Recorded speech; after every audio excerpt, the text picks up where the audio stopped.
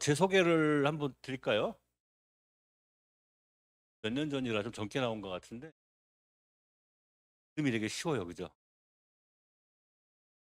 저희는 이거 보이시나요? 잘 안 보이나요? 식물병해충 팀이에요. 식물병해충 팀. 저희가 원래는 예전으로 따지면 이제 병리곤충계라고 해서 병과 해충만 연구하는 거였었는데 주로 대상이 작물이었죠. 근데 여러분 그거 아십니까? 경기도의 농업 비중이 몇 프로나 될 것 같아요? 그죠? 농업 비중 3, 4%밖에 안 되는데 다 도시화돼 있고 그 공업단지가 막 들어서 있고 매년 9만 명씩 인구가 계속 들어오고 있고 화성시만 해도 지난번에 화성센터에 갔더니 그 과장이 말씀하시는데 몇 년 전에 한 해에 들어온 유입된 인구수가 8만 5천 명? 그렇게 이제 광교 그 동탄 신도시 들어오면서 엄청나게 인구가 들어오고 있어요. 그 들어오는 인구가 다 어디서 오냐? 서울에서 오죠. 네, 서울에서 많이 옵니다. 서울에서 서울과 경기도가 1250만씩 인구를 나눠 갖고 있다가 서울이 1000만이 깨졌어요. 서울이 지금 1000만도 안 돼요, 인구가.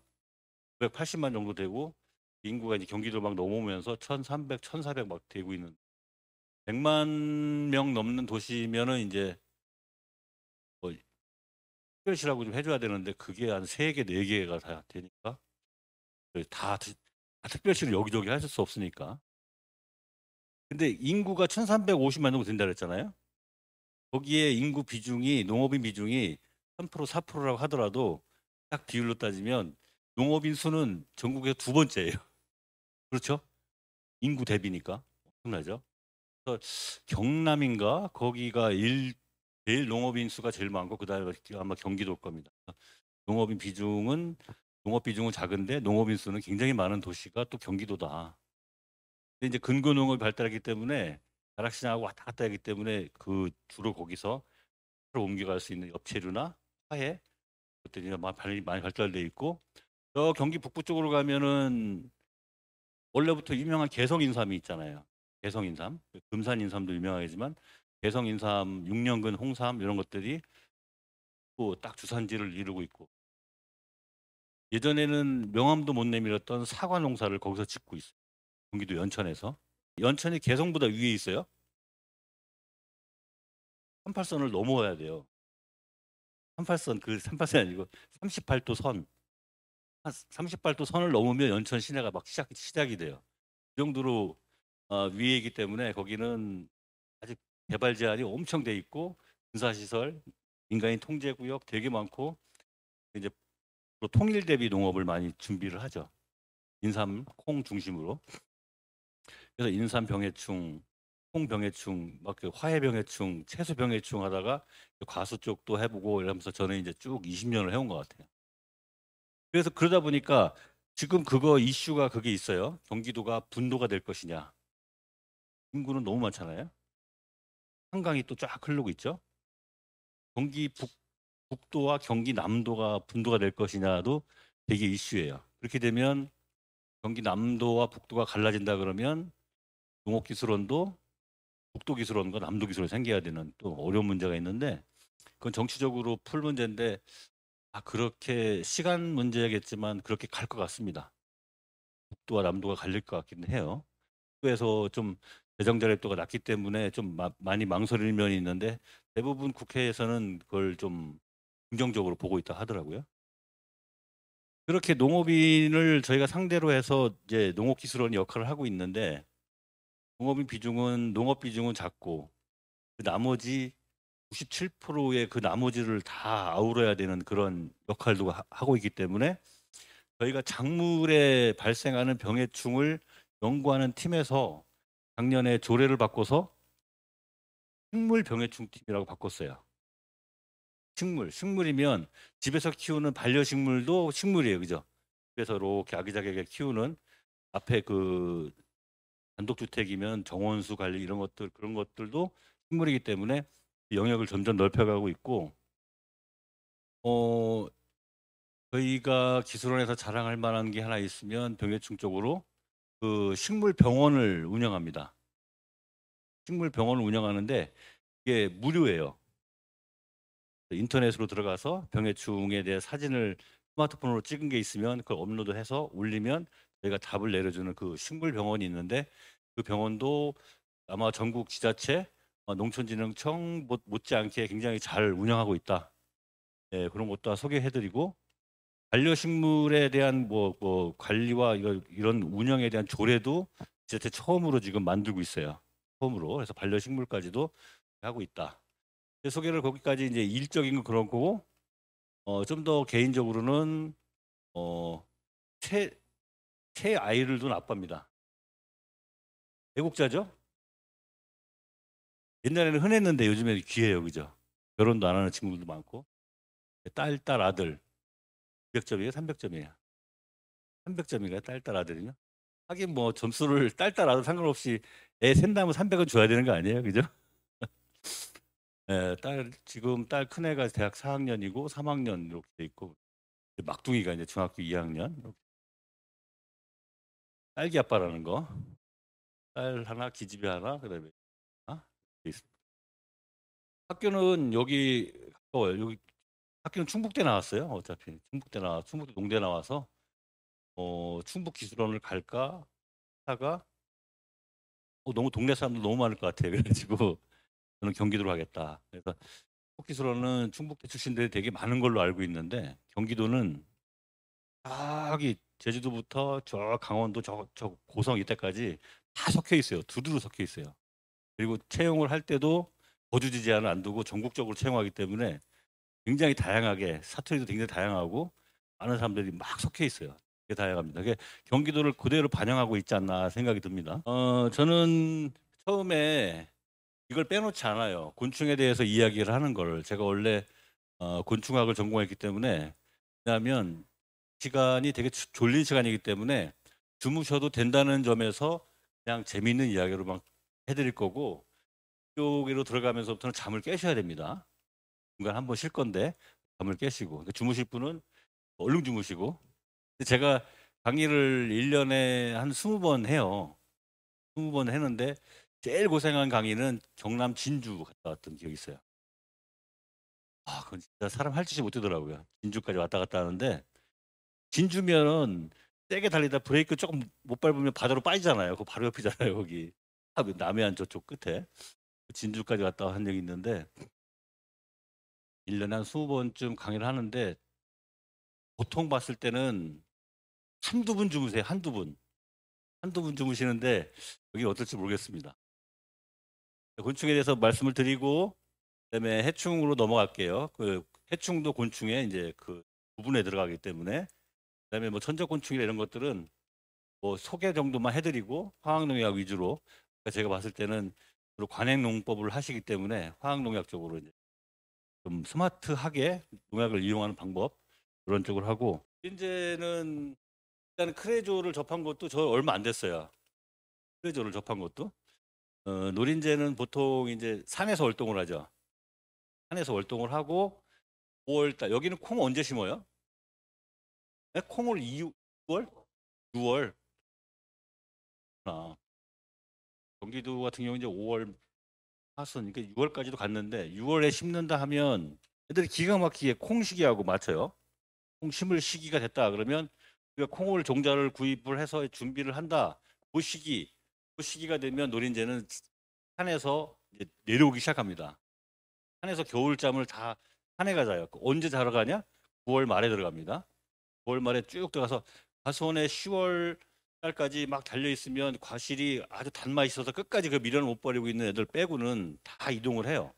자기가 겨울 자리를 찾아서 산으로 쭉 이동합니다. 올라갔다가 이제 5월 중순, 4월 하순, 5월 이제 되기 시작하면 산에서 조금씩 내려와요. 내려오다가 풀 먹고 하다가 작물이 딱 있으면 딱 들어오는 거죠. 그 시기가 거의 비슷할 거예요. 여기도 약간 추운 지역이고 그러니까.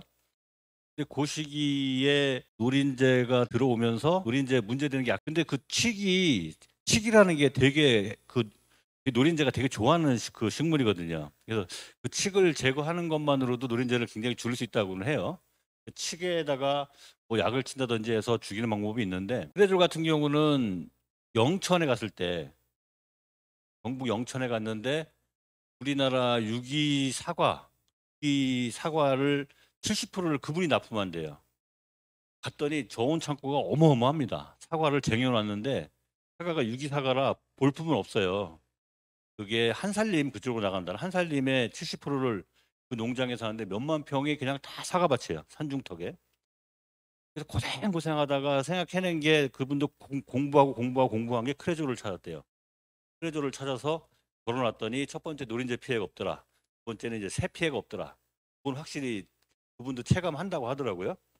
근데 보통 저희가 해충이 그 후각이 굉장히 예민합니다. 후각이 또 어느 정도냐면 여기다가 벌레 한 마리를 암컷을 딱 잡아서 여기다 이렇게 딱 매달아 두면 3kg, 4kg에서 이 암컷의 냄새를 맡고 벌레가 날라올 정도예요. 암컷에서 조그만 냄새가 암내가 나는데 그걸 맡고 올 정도로 이게 더듬이가 두 개 있죠. 이게 엄청 민감합니다. 이걸로 막 찾아오는데 바람 타고 와서 4km 날라와서까지 교미하러 오고 그러는데 얘들이 좋아하는 게 있고 싫어하는 냄새가 있어요. 그거는 분명히 갈라지는데 트레졸은 노린재가 싫어하는 냄새 중에 하나여서 그걸 싫어하는 건데 결론적으로 벌 쪽은 지금 그거를 증명한 사람이 없어요. 벌 쪽은.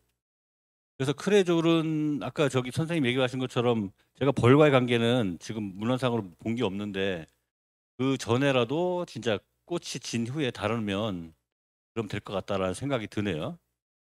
그러면은 노린재 방제는 왜 방제를 해도 효과가 없어 보이는지는 제가 처음에 얘기했듯이 이 사내가 워낙에 애들이 우글우글하기 때문에 먹이도 많고 그렇기 때문에 얘들이 계속 내려온다라고 생각하시면 돼요.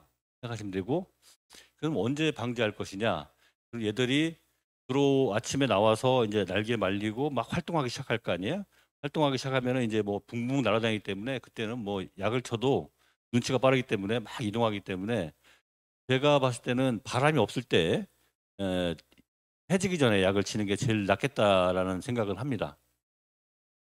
보통 분들한테도 다 그렇게 얘기하는데 왜냐하면 슬라이드를 못 넘어가겠는데 농약이라는 것이 딱 뿌리게 되면 제일 먼저 이게 없어지잖아요. 분해가 되기 시작하는데 그 첫 번째 요인이 햇빛이에요.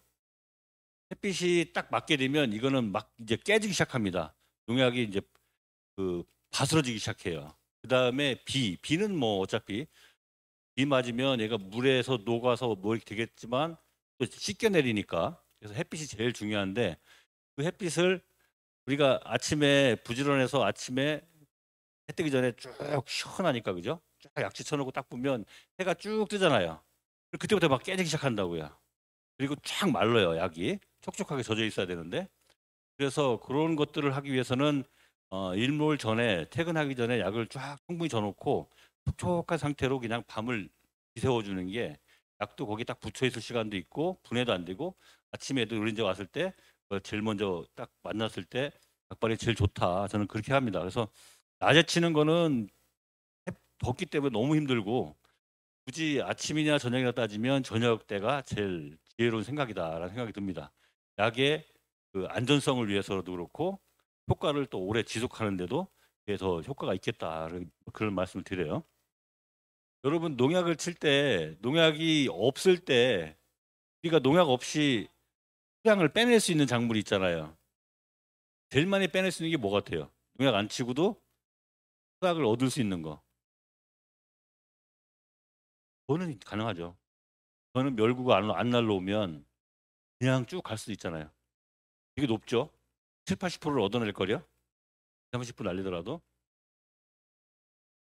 벼가 처음에 들어가서 고열병 안 걸리고 중국에서 멸구 안 날라오면 약 칠 일이 없죠.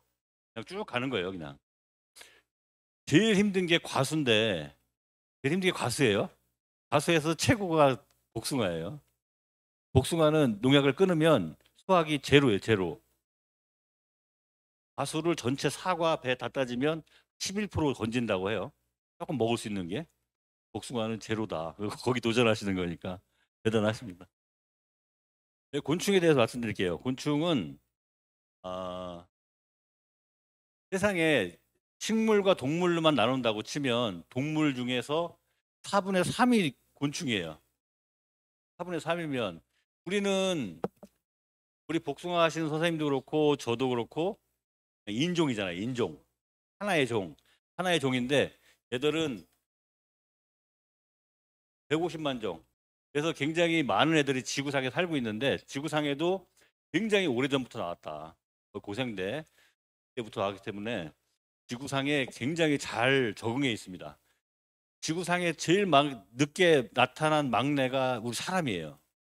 제일 마지막에 그 앞에가 사촌형급이 사촌형 먼저 나온 형들이 이제 침팬치 이런 애들이거든요.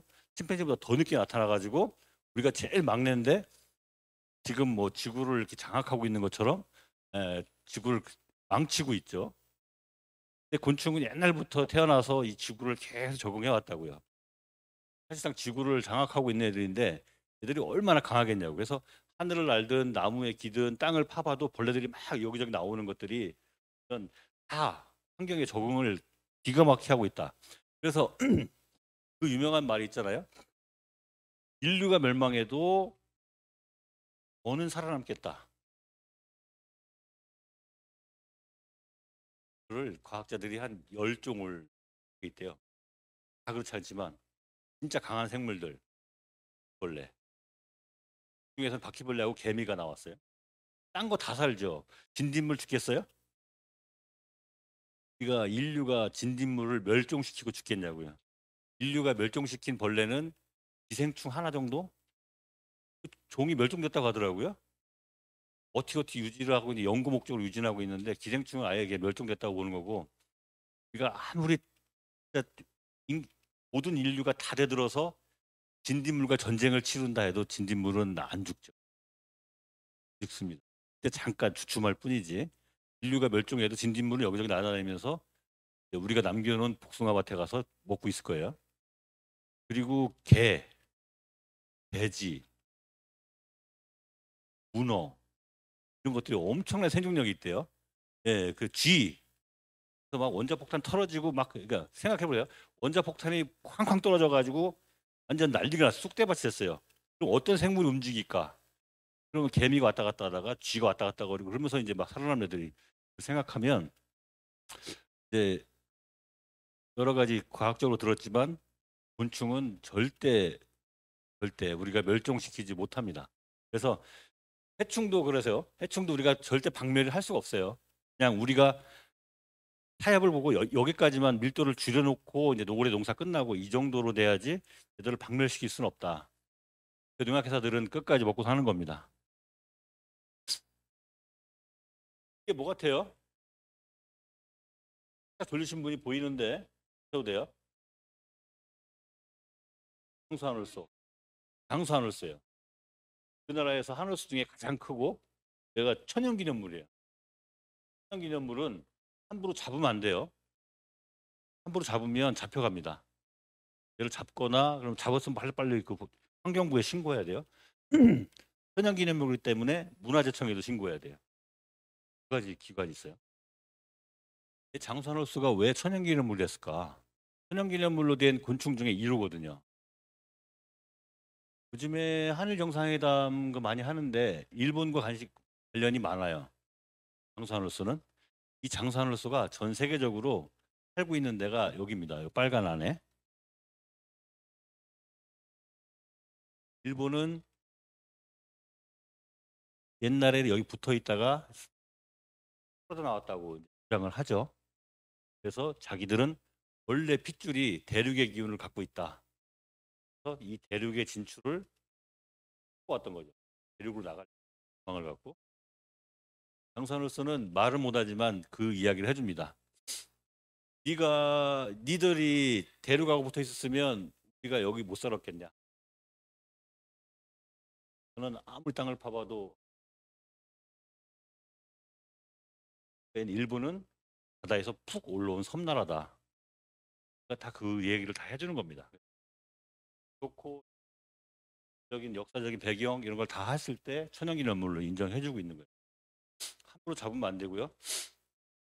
일본 사람들이 이걸 되게 좋아해요. 그래서 여기서 중국이나 이런 러시아, 북한 쪽에서 이거를 계속 사가지고 장식용으로 갖고 있는데 장식용으로 암컷, 수컷 한 쌍 이렇게 갖고 이제 표본으로 만들어서 오는 게 한 200만 원, 뭐 250만 원이래요. 원래 두 마리인데도. 그래서 뜻단지 모시듯이 이렇게 갖고 있습니다. 구석기 문화가 없는데 구석기 문화 있는 것처럼 일본은 뻥을 쳤죠. 구석기 유물을 어디든지 구석기 유물을 갖고 와서 여긴가 어딘가에다가 몰래 땅을 파고 묻어놨어요. 묻어놓고 우연인 것처럼 여기 구석기 유물 나왔다. 우리나라 여기 일본 대단한 나라다. 구석기까지 있었다. 그걸 하다가 밤에 몰래 그게 묻는 CCTV가 찍혔어요. 개망신 당했죠. 다 뭐 대국민 사과하고 난리 났었죠. 어떻게 될는지 몰라도 지금 한일 관계가 좀 다만 그런 배경이 있습니다. 교육이기 때문에 여기까지만 얘기하는 거예요. 공적인 자료이기 때문에. 이건 무슨 벌레예요? 무당벌레예요. 무슨 무당벌레예요? 전문이 무당벌레. 얘는 까만데 까만 빨간 전문이 뭐예요? 보통 우리가 이름을 질 때 무당벌레는 무당벌레고 이 등에 있는 무늬를 갖고 이름을 져줘요. 그래서 칠성무당벌레 들어봤어요? 칠성무당벌레는 점이 7개가 딱딱딱 박혀 있어요. 그래서 7개가 별처럼 붙어 있다 그래서 칠성이에요. 얘는 뭐예요? 얘는 다 쉬어야 돼요, 그러면? 28점박이 있죠. 감자 심어놓으면 막 긁어먹는 무당벌레 있죠. 그거는 점이 정확하게 28개예요. 안 바뀌어요. 얘는 무당벌레예요. 무슨 무당벌레? 그냥 무당벌레. 무당벌레 원조. 아무것도 없어요. 그냥 무당벌레. 얘들이 원조예요. 근데 왜 다 전문의가 다 틀리지? 얘하고 얘는 모르겠는데 얘는 또 뭐야 그잖아. 얘는 또 뭐야? 이거 어떻게 같은 종이지? 무당벌레가 진딧물의 천적입니다만 얘들도 천적이 있죠. 사람의 천적은 뭐예요? 더 강력한 게 있죠. 비로스죠. 생물이 얼마나 죽였습니까? 코로나가. 그런 것처럼 사람의 천적도 있는데 이 무당벌레 천적은 뭐가 있냐? 거미도 있겠고 사마귀도 있겠고 제일 많이 무서운 애들이 새지죠. 새. 새들이 쪼아먹기 시작하면 얼마나 많이 쪼아먹겠습니까? 그래서 이 무당벌레는 한 종인데 본시 늑히 있다가 이 친구하고 이 친구하고 결혼을 해서 이런 친구가 나오고 막 이래요. 그래서 막 점이 막 섞이고 돌고 하는데 어두운 애들이 있고 빨간 애들이 있죠. 노랗고. 그 애들이 천적이 많고 새가 많은 지역에서는 이런 애들이 주로 산대요. 지들도 이제 막 적응해 나가는 거예요. 아주 가벼운 몸의 변화입니다. 지들 살기 위해서. 곤충이라는 것이 내가 살기 위해서 몸의 색깔과 무늬까지 바꿀 수 있구나. 우리는 성형을 해야 되죠. 병원 가서. 성형 얘기하니까 또 갑자기 또 정치 이야기 할 뻔했어요. 큰일 날 뻔했어요. 요거는 나비예요. 이긴 뭐 나방이나 보지만. 여기 무슨 나비예요? 요거는 자주 보잖아요. 그죠? 배추인 나비. 우리나라에서 볼 수 있는 건 이 정도예요. 여기는 이런 걸 우리나라에서 봤다 그러면 죽은 거밖에 못 봤을 거예요. 이런 건 우리나라에 없는 거고 요쯤에가 다 우리나라에 있는 애들인데 곤충이 너무 곤충하면 너무 작다, 징그럽다, 때려 죽이고 싶다. 이 이미지가 너무 강해가지고 최대한 이쁜 걸로 좀 선발해 온 거예요. 얘는 나방이지만 나방도 나비에 들어가거든요. 세상에서 제일 큰 나방으로 기네스에 올랐던 애들이고 보통 크기는 제 손을 봤을 때 보통 요만해요. 새가 더 클 수 있고 거의 비둘기만 하다고 보면 돼요. 새. 굉장히 큰 나비가 있고 나방이 있고 우리나라는 거울이 있기 때문에 이런 게 나올 수가 없죠. 작은 것들이. 배추인나비 판매되는 거 알아요? 아, 팔아서 이걸 살 수 있을지 모르겠는데 혹시 그거 해봤어요? 과일 하나에 얼마일까? 개당 한 단위로 한 개요. 환산 해봤어요? 짝에 몇 개 들어가고 한 짝이 얼마? 얼마야? 3,000원이요? 이게 3,000원이에요. 나비 한 마리가 3,000원에 팔려요. 하나 있어야 되는 거죠. 이거는 3,000원에 어디서 팔아요? 뭐 할 때 쓸 것 같아요, 이거? 하는 사람은 누가 살 것 같아요? 학생 하죠. 초등학교 3학년은 나비 기르기가 교과 과정에 들어가 있고 4학년은 딱정벌레 기르기가 교과 과정에 들어 있어요. 그쪽으로 체험용으로 쓰고. 근데 뭐 3,000원 애들이 하나 사봤자 뭐 얼마 합니까? 보통 사면 1마리 10,000마리 사야 되는데 누가 사냐? 지자체 사죠. 나비 날리기 행사할 때. 나비 날리기, 나비 축제 이렇게 날릴 때 3,000원씩 거래돼서 한번 확 날리면 난리가 나는 겁니다. 살아있는 불꽃놀이에요. 3,000원짜리 여기 색깔 들어갔다 5,000원. 이거를 10,000마리를 갖다가 풀어놓는다고 해봐요.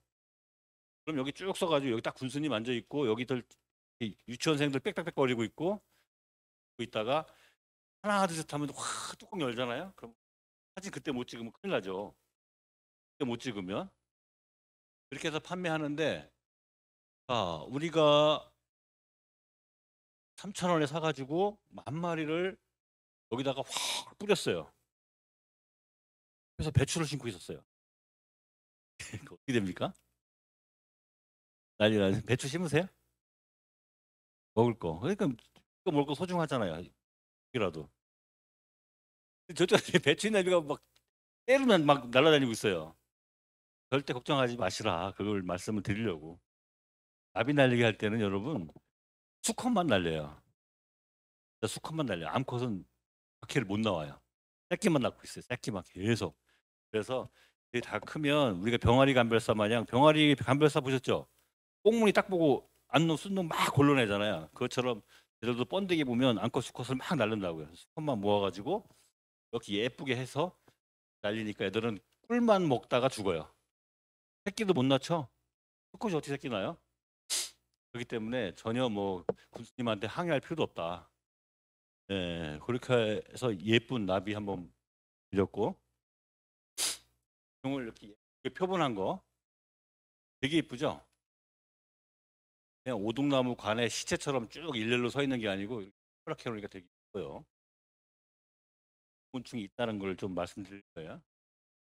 곤충을 가지고 만든 것 중에 이게 가장 저는 멋있다고 생각하는데 흰나비에다가 흰나비를 이렇게 표본을 해놨는데 박제를 해놨는데 예술가들이 여기다 그림을 그린 거예요.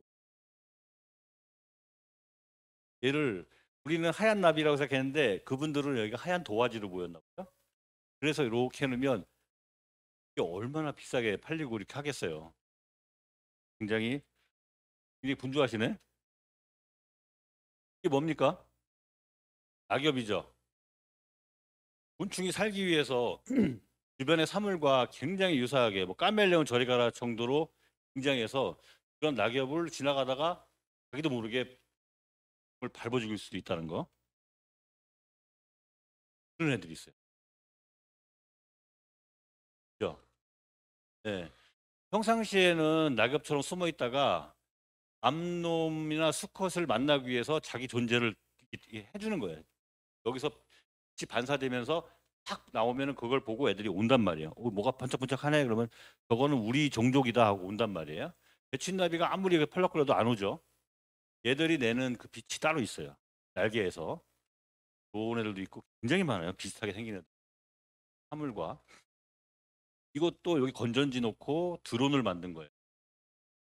크기는 이게 사람 손금이니까 모기 정도, 파리 정도만한 거. 네. 드론까지도 만들고 있다는 거죠. 날개를 잘 모방을 해서 잘 쓰면 약인데 못 쓰면 되게 무섭게 할 수 있어요.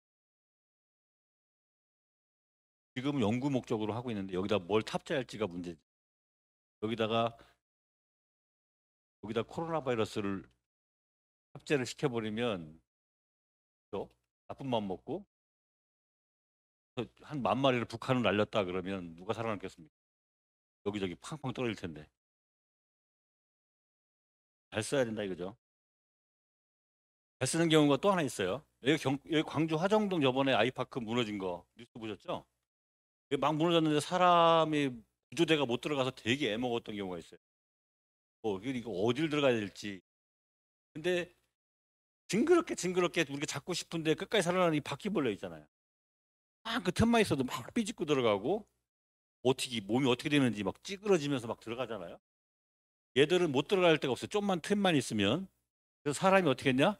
여기 바퀴벌레에다가 가방을 하나 만들어서 가방을 하나 매겼는데 가방 메고 있잖아요. 여기가 일산화탄소를 감지할 수 있는 센서. 얘가 막 돌아다니다가 사람이나 동물이 내뱉는 그 호흡에 나오는 그 냄새 있죠. 그걸 맡으면 얘가 띠띠띠띠 거리는 거예요. 얘가 막 돌아다니다가 띠띠띠 거리면 여기다. 여기 뭔가 살아있는 게 있다. 여기부터 막 파고 들어가는 거죠.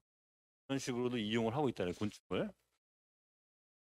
과학자들이. 그래서 미국 국방부에서는 지뢰를 탐지하기 위해서 벌을 써요. 연구를 했는데 벌을 키울 때 벌에다가 폭탄물을 계속 조금씩 섞여서 먹이는 거예요, 이렇게. 그래서 얘가 착각을 만들어서 이 화약 냄새가 나면 분명히 먹을 게 있다라는 걸 인지시켜서 세뇌를 시켜놓고 벌판에다가 확 풀어놓으면 애들이 확 모여요, 그죠? 그러면 여기 이제 여기 지뢰가 있구나, 그런 식으로 훈련도 합니다. 원래가 우리가 그 아까 갈색으로 보였다는 그 노린재가 떡떡나무 노린재라는 걸 같은데요. 그 노린재가 우리 하나 복숭아를 집중적으로 막 가해하면 예쁜 과일이지만 1,000원, 2,000원이 날라갔다. 우리는 그렇게 생각하지만 얘가 한 마리가 어마어마한 피해를 줄 수 있다는 게 어떤 게 있냐면, 울산 이런 데 가면은 여러분들 보셨죠? 우리 현대자동차, 기아자동차 해외 수출할 때 차 쫙 서 있는 거 있죠? 배 문이 열리면 계속 들어가잖아요. 싣고 해가지고 배가 차로 꽉 차가지고 쭉 가잖아요. 미국으로 갈 거 아닙니까? 근데 그 노린재가 굉장히 악질이에요. 우리나라에서는 어떻게 운 좋게 그냥 일반 노린재 취급받지만 미국은 그것 때문에 난리가 났어요. 이게 넘어가가지고 초토화시키고 있어요. 초토화시키고 있는 게 또 있죠. 우리나라 그 장수말벌 미국 가서 뭐 난리 치고 있죠. 우리나라 꽃매미는 그냥 날개 달린 큰 진딧물이죠. 즉 꽃매미 갖고 뭐 큰일 났다고 하는 사람 없죠. 꽃매미가 미국 가서 진짜 초토화를 시키고 있어요. 그래서 하늘이 안 보일 정도로 때로 꽃매미가 막 이동하면서 이렇게 막 날아다녀요. 그걸 영상을 보여주는데, 미국 사람이 보여주는데 우리나라에서는 볼 수 없는데 미국 땅 가니까 애들이 완전 뭐 호연지기가 이 정도 돼가지고 어마어마하게 피해를 주더라고요. 그 노린재가, 생각해 보세요. 호주를 간다. 호주를 갔더니 호주에는 그 노린재가 없어요. 미국에서는 지금 폭탄 맞았거든요. 그 노린재가 원래 원산지가 아시아인데 미국으로 건너가는 바람에 거기는 쑥대밭이 되고 있는데 소문을 들었단 말이에요. 호주에서 이 노린재가 이제 아시아에서 배가 온단 말이야. 이 노린재가 뭐 들어오는 거 아닌가라고 이제 경계를 하죠. 그래서 배가 쭉 와서 딱 호주 이쪽에 쭉 들어가다 이제 항구에 딱 오면 스톱합니다. 중간에 스톱을 해요. 항해 못 들어오고. 그러면 여기서 조사단이 나와요.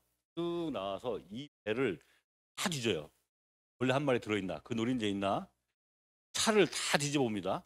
근데 우리는 생각지도 못하는데 노린재 하나 풀어놓으면 얘가 연통으로 들어갈 수 있고 본네트 들어갈 수 있고 바퀴 틈에 들어갈 수 있고 막 숨잖아요. 그걸 막 찾아낸다고요. 찾아내다 한 마리가 발견됐어요. 그러면 한 마리가 발견됐다 그러면 이 배가 거꾸로 돌아와야 돼요. 와야 돼요. 그 비용이 어마어마하죠. 몇백억 그냥 날라갑니다. 그죠? 다시 갖고 너 우리나라 못 들어와. 그러면 다시 해양에서 다시 와서 이 차를 그냥 뭐 농약을 뿌리다 뭐하든 다 다시 싹 소독해가지고 다시 검사 들어가야 돼요. 그렇게 어마어마한 피해를 주고 한 마리만 나와도.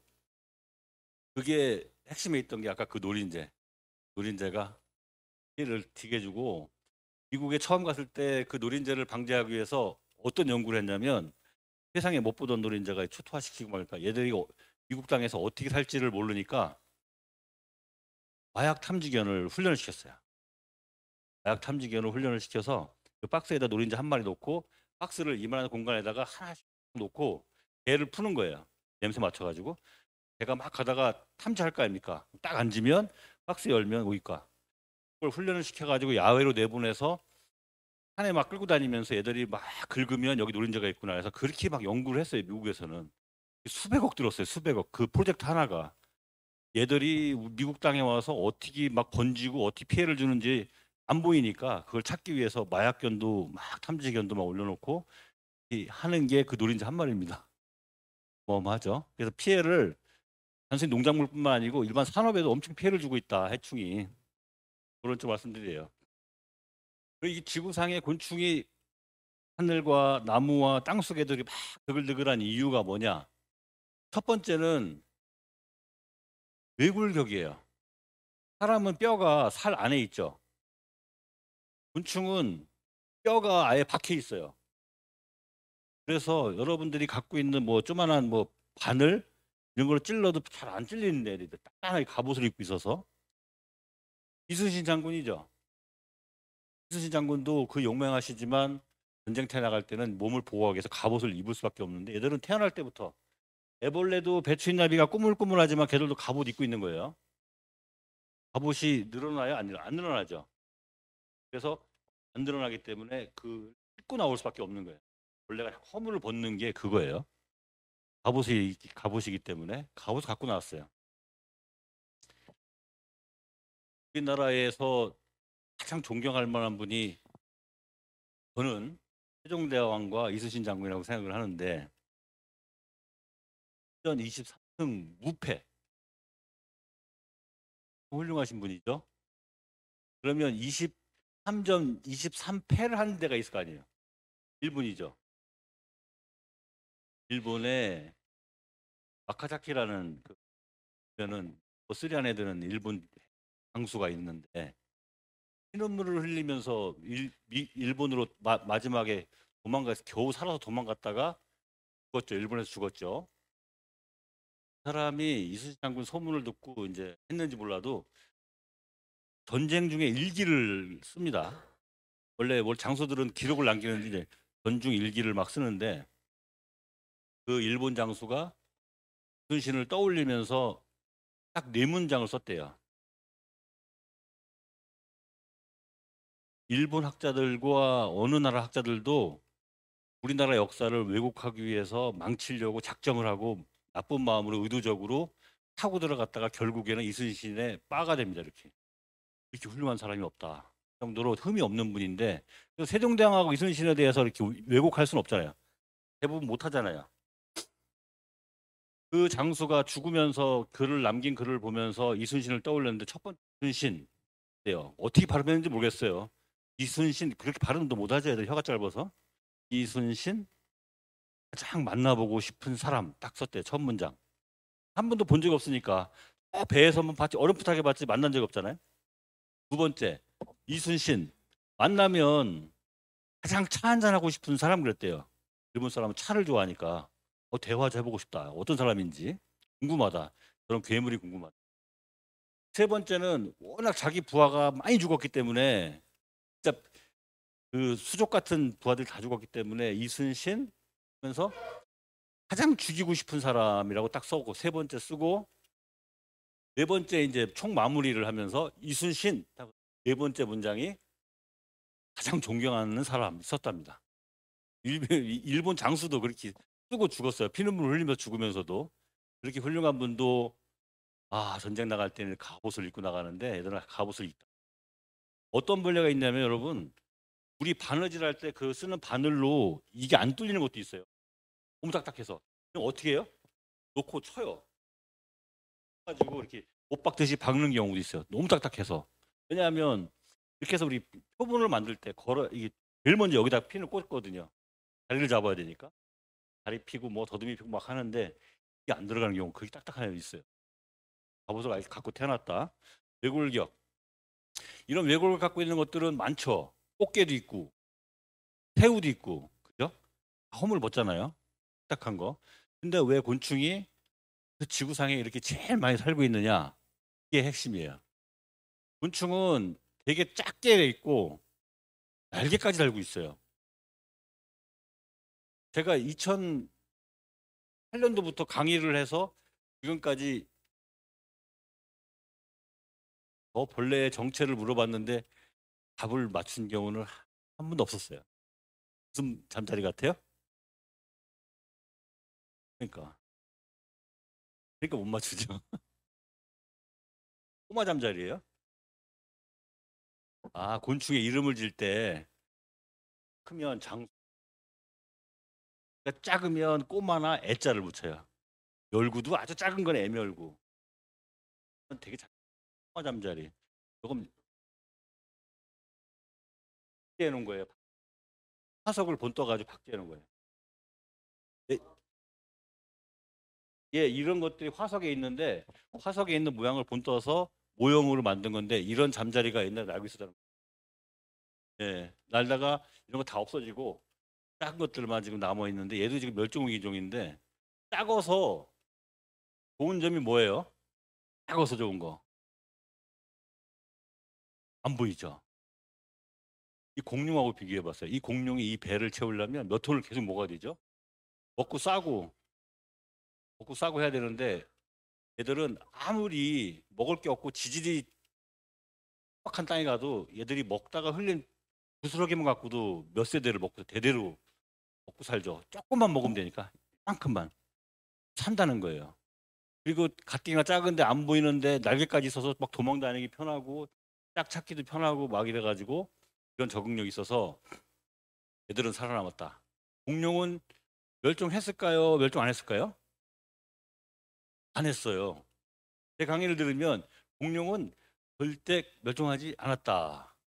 지금 있는 게 있어요. 지구상에 같이 공존하고 있어요. 또 아주 긴밀하게 있어요. 모르는 공룡이 없어요. 전화를 하면 공룡이 고기가 양념 반 후라이드 반으로 옵니다. 예, 오리 이런 애들이 아직 공룡이에요. 예, 살아 있어요. 왜 그러냐면 그래서 이 이름이 치키노사우루스예요. 닭이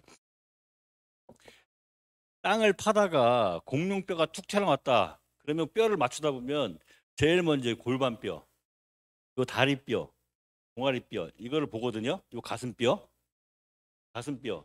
왜 그 치킨을 먹을 때 양념반 후라이반으로 뚝 자르잖아요. 처음에 여기를 잘라서 오면 절대 볼 수 없는데 백숙을 먹으면 나오는 V자 뼈가 있죠. 이렇게 있죠. 그게 공룡의 특징이에요. V자 뼈. 예? 여기 뼈가 있고 여기에 골반에 구멍이 있고 이렇게 나오면 이게는 무조건 공룡이라고 딱 규정이 돼 있어요. 뼈가 나오면 이 뼈를 갖고 있는 게 닭이나 오리 이런 데 갖고 있까지. 그래서 마지막 공룡을 살려보자라는 이런 프로젝트도 있긴 있는데 치맥 파티 하는 거잖아요. 아, 공룡이 이게 멸종할까? 굳이 이렇게 안 해도 그죠? 공룡 알도 우리 흔히 사 먹을 수 있고 하여튼 치키노사우루스에서 이렇게 나왔습니다. 내가 봤을 때는 악어와 악어새 같은 그런 존재 같아요. 공룡이 이게 공룡이라 그러면 얼마나 하찮았겠어요. 지만 애들에 비하면 그거 막 청소해주고 기생하면서 살다가 사이즈가 작아가지고 겨우 살아남은 애들이 아닌가. 그래서 요즘에도 닭도 보면은 막 어디 가다 보니까 닭이 저 나무 위에 올라가 있더라고요. 막 펄펄 날아다니고 그런 야생력이 아직도 갖고 있습니다. 그래서 이거는 제 주장이 아니고 정확하게 공룡학자들이 하는 거예요. 아직까지 공룡은 살아있다. 닭과 오리 이런 조류들이 갖고 있습니다. 아이들한테 한번 얘기해 주세요. 곤충이 작게 작게 막 되는데 큰 독도 있어요. 이거는 스촨성에서 나온 가장 큰 흡혈 모기 11cm. 얘가 우리 팔뚝에 앉아서 피를 뽑는다고 생각하시면 어떻습니까? 저는 그 생각이 나요. 얘가 피를 빤다 붙어서 그럼 우리가 아이스 아메리카노를 마지막 모금 마실 때 쪼르륵 소리 있잖아요. 그런 소리가 들리지 않을까. 하여튼 중국에는 있대요. 이런 큰 모기가 세계에서 가장 큰 흡혈 모기죠. 세상에서 가장 큰 벌레 1m가 넘는 대벌레. 이게 벌레예요. 그런 것도 있어요. 대벌레. 그것도 수찬성. 지진만 나는 줄 알았더니 아주 자연 생태계가 잘 보존돼 가지고 이런 큰 벌레도 있다. 여기가 꽁무니고요. 그러니까 머리고 이게 팔 쭉 뻗은 거예요. 근데 큰 녀석도 있다. 먹이 조건이 있으면 아직도 큰 녀석들이 있다. 그리고 곤충은 쉬면 할 수 있죠. 겨울잠을 자야 돼요. 여러분 날이 더우면 하우스 같은데 벌레가 안 보일 때가 있습니다. 이상하다. 한여름에 벌레가 안 보여요. 약을 안 쳤는데 죽던지 도망간 거예요, 애들. 너무 더워서 하우스를. 왜냐하면 40도 넘어가면 애들이 죽기 때문에 지들도 알아요. 하우스를 벗어나서 서늘한 데 가서 여름잠을 잡니다. 잠을 자고 있다가 쫙 이건 죽은 것도 아니고 산 것도 아니에요. 가만히 있어요. 아무것도 안 하고. 다 있다가 날이 선선해지면 다시 움직이면서 하우스로 들어옵니다. 이거 무당벌레죠. 무당벌레를 선적하시는 분들이 사서 쓰려고 그러면 400원, 500원에 한 마리대. 한 마리가 보통 200마리, 300마리에서 이렇게 병에 담아서 옵니다.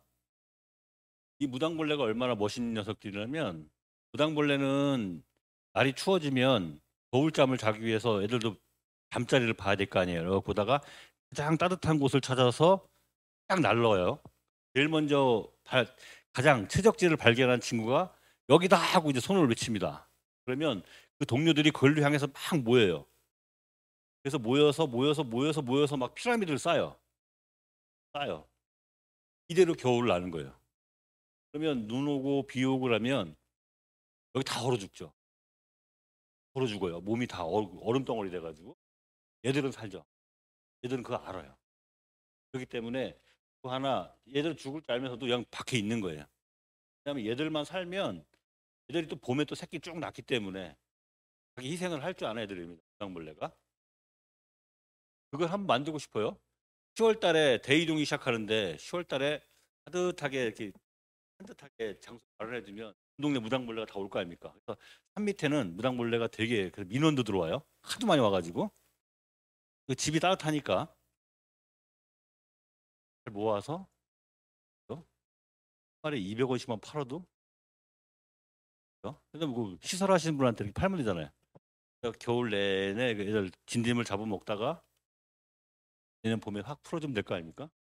그런 생각도 해봤는데 시도를 해봤는데 잘 안 됐어요. 모아보는 방법. 너무 충격적인 얘기이기 때문에 한 10컷 하겠습니다. 뭐예요? 진딧물. 이거 뭐 충격적인 거 마저 하고 끝날까요? 너무 충격적이어서 진딧물이에요. 왜 제가 그랬죠 서두에 우리가 인류가 멸망해도 진딧물은 살아남는다 그랬잖아요. 왜 그런지 볼게요. 이 진딧물 생긴 거부터 볼게요. 진딧물 머리, 가슴, 배가 이렇게 있어요. 못난 송아지 뭐 엉덩이에 뿔 난다는데 뿔이 2개 있어요. 여기 하얀 게 뭐 나와 있고 콩무늬에서 뭐 나오고 있죠. 진딧물 날개 왜 여기 날개가 없을까요? 에너지를 절대 허투루 쓰지 않습니다. 날개가 필요하지 않으면 진딧물 날개를 안 달아요. 굳이 이걸 만드는데 날개 에너지가 다 써야잖아요. 안 달아요. 그래서 이 사진을 보고 진딧물 날개가 없네? 먹고 살만하구나. 딴 데로 갈 필요가 없겠다. 왜냐면 주변에 널널하잖아요. 그죠? 충분히 여기서 살 수 있고 여기서 정착할 수 있으니까 날개를 안 다른 것뿐이에요. 또 진딧물이 지금 새끼를 낳고 있는 거예요. 알을 안 낳고 새끼를 낳고 있어요. 사람처럼. 얘도 다리 3개 달고 엉덩이에 뿔까지 2개 나가지고 떨어지기 일부 직전이에요. 요거는 모든 진딧물이 엉덩이에 뿔이 2개 있는데 이 역할은 뭐냐면 진딧물은 입을 받고 있으면 뭐 약을 치든 뭐 하든 그냥 이거 먹고만 하고 있잖아요. 계속 이를 입에 대고 있기 때문에 말도 못하죠. 말을 못 배웠어요. 무당벌레나 사람들이 와서 얘를 괴롭히고 막 이제 죽이려고 하면 여기서 노란 물이 뿅 나옵니다. 맺혀요. 요게 노란 물이 딱 맺히는데 한번 해보세요. 진딧물 저기 한번 심심하실 때 그 이게 요만한 막대기 갖고서 계속 막 건드려 보세요. 그러면 얘가 약이 바짝 올라가지고 노란 물을 쭉 떠올립니다. 그럼 이 냄새를 바람 타고 주변에서 알리는 거예요. 여기 나 지금 죽기 일부 직전이니까 알아서 피해라 하고 신호를 주는 거예요. 말을 못 하잖아요. 그 냄새로다가 얘가 깜짝 놀라가지고 한다고요. 거기 도망간다든지 마음대로 한다고요. 먹다가 똥을 여기 쌀 수는 없잖아요. 화장실 따로 없고. 그러면 여기다 똥을 이렇게 모아요. 이렇게 모았다가 이게 하얀 거 또 탁 쳐냅니다. 똥 쳐내는 거예요. 진딧물이 여기다 똥을 안 싸요. 똥이 이렇게 달라 떨어지는 거예요. 왜냐하면 자기가 밟고 뭐 끈적끈적하고 난리 나잖아요. 그건 똥 쳐내는 거고 여기서 이제 새끼가 나오는 거예요. 새끼를 낳으니까 이거 암놈이죠. 그것은 애를 못 낳았으니까 100% 암컷이에요. 무서운 거는 요 새끼가 99.999%가 딸이라는 거예요. 얘가 어떻게 알았지? 딸이에요. 얘는 딸. 아들이 없어요. 단위생식이 처녀생식이에요. 처녀가 애를 낳는 모습이에요. 이게 이 모습이. 아니 세상에 태어나서 수컷을 본 적도 없어요. 손목 한 번 적 없고 어떻게 생겼는지 본 적도 없는데 애를 뱄어요. 진딧물은 가능해요.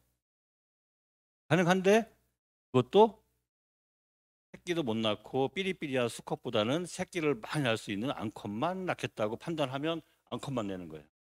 여기 다 누나들이에요. 언니들. 여기 이모 난리 났어요 지금. 떨어지면 얘 지금 언니가 지금 무럭무럭 크고 있죠. 이 언니가 청소년기 되면 한 거는 아무것도 없어요. 주둥이 받고 먹기만 했는데 갑자기 애를 덜컥 뺍니다. 덜컥 빼고 지 엄마처럼 딸을 낳기 시작해요. 딸이 딸 낳고 하다 보니까 진딧물이 내가 방제하지 하고 오면은 퍽 주저앉아 있는 거예요. 팍 쳐가지고 사람이 무당벌레가 아무리 우리를 잡아먹으려고 공격을 해봐라. 우리는 계속 새끼 나겠다. 한 놈만 살으면 계속 새끼 날 수 있으니까 그 전략이에요. 그래서 이 진딧물을 못 잡아요.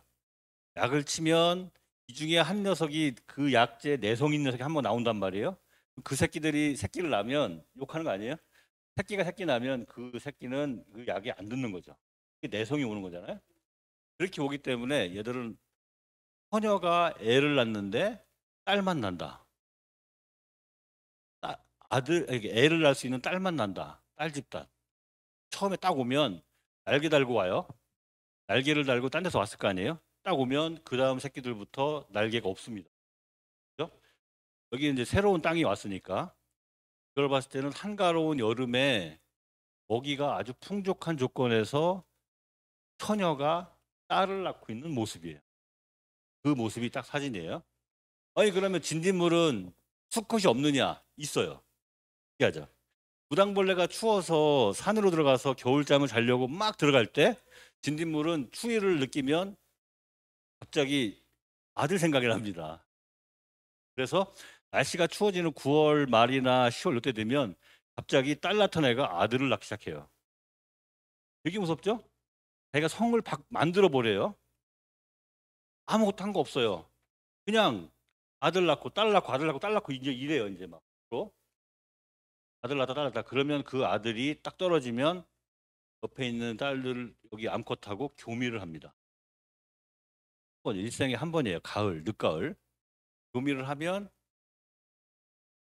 그 교미한 암컷은 새끼를 베는 게 아니고 알을 베요. 몸속에 알이 차요.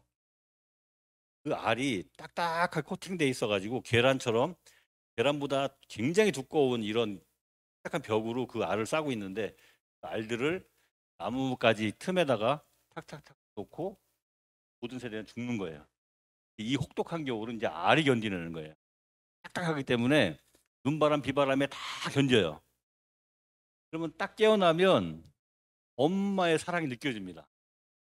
저는 가만히 있다가 됐나 바깥의 온도를 계속 느끼고 있다가 됐다 이제 됐다 따뜻하다 뜨면 아이고 훌륭하신 분이네.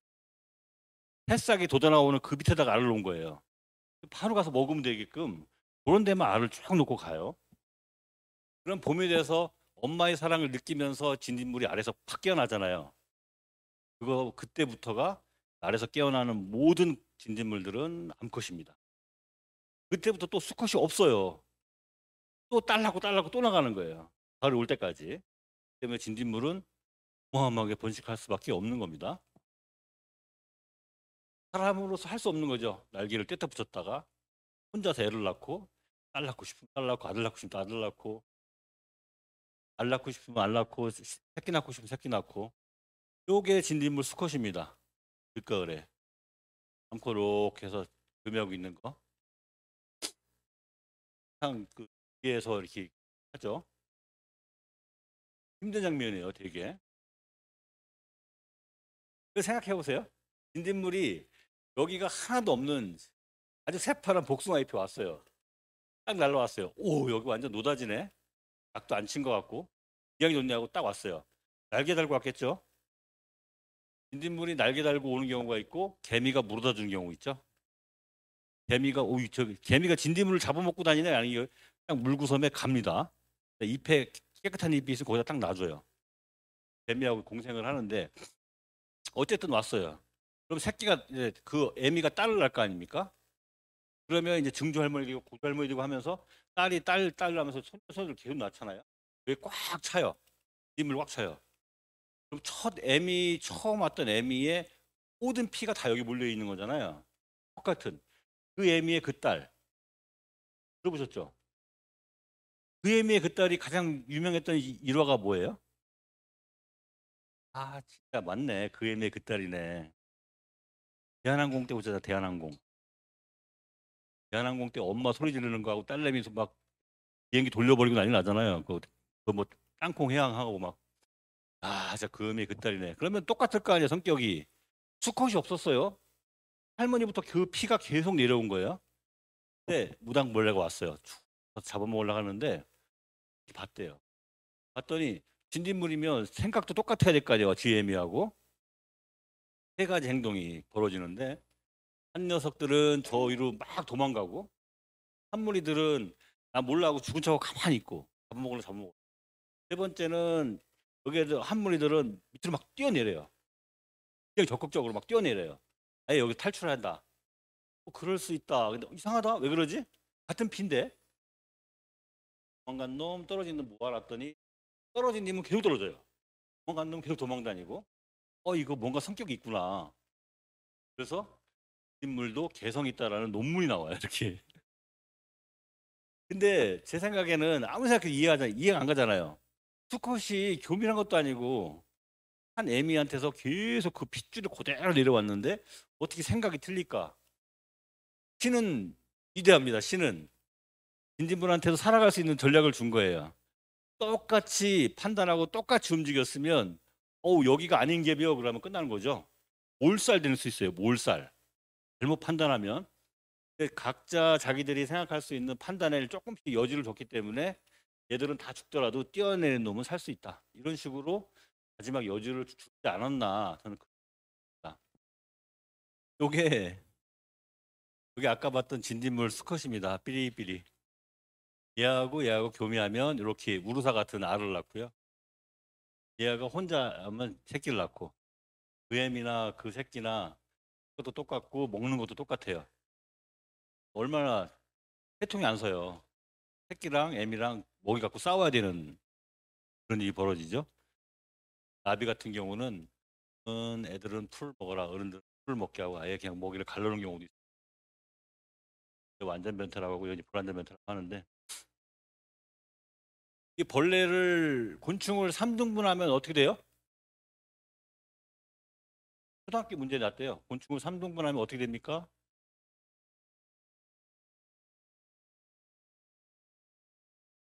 머리 가슴 배? 아 그거 초등학생이 그 썼대요. 죽는다. 여기 머리가 있고 여기 가슴이 요만한데 가슴이 되게 중요해요. 그 날개 나오고 다리도 다 여기서 나와요. 가슴에서 엄청난 겁니다. 왜 잠자리도 가슴이 근육줄이죠. 날개짓을 해야 되기 때문에 배가 이렇게 있고 이게 이렇게 배웠는데 머리 가슴 배에 날개 두 쌍 다리 세 쌍 있는데 곤충이 그랬죠 제가 에너지가 없으면 절대 안 쓴다고 그걸 보여드릴게요. 적응하는 거 70년대 초반생인데 저보다 나이 젊은 사람은 몇 명 보이는데요. 옛날에 즐겨봤던 사극이랄까? 전설의 고향 있죠. 전설의 고향. 지금도 충격인데 거기서 전설의 고향에서 압권이 뭐예요? 가장 멋있는, 가장 기억에 남는 구미호? 네 다리 내나 아니었어요? 네 다리 내나는 거의 레전드 아니에요? 어렸을 적에 저희 동네에 TV가 2대 있었는데 이장님 댁하고 또 이제 친구 형네 집이 있었는데 가는 거예요. 근데 왜 전설의 고향을 저녁 시간에 하는지 모르겠어요.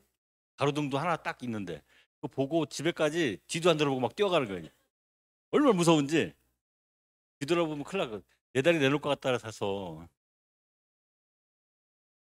곤충의 다리를 몇 개 갖고 왔어요. 내 다리나 나오면 어떻게 하려나. 이게 곤충의 일반적인 다리라고 치면 얘는 발 빠르게 막 다니는 그런 다리인데 이렇게 허벅지가 두꺼운 다리는 누구 다리 같아요? 메뚜기 텅텅 튀는 애들, 이렇게 톱니가 발달된 애들, 사마귀. 구조가 예술이죠. 여기 한번 잡히면 못 나와요. 가시가 안쪽으로 나기 때문에 도망가려고 하면 다 찢겨서 못 나와요. 세 번째 쉬운 게 요거. 털이 막 나 있어요. 벌. 대단하십니다. 꽃가루를 모아야 하기 때문에 털이 엄청나 있죠. 숏다리. 굉장히 숏다리. 땅땅하고 작아요, 다리가. 발 끝을 보세요.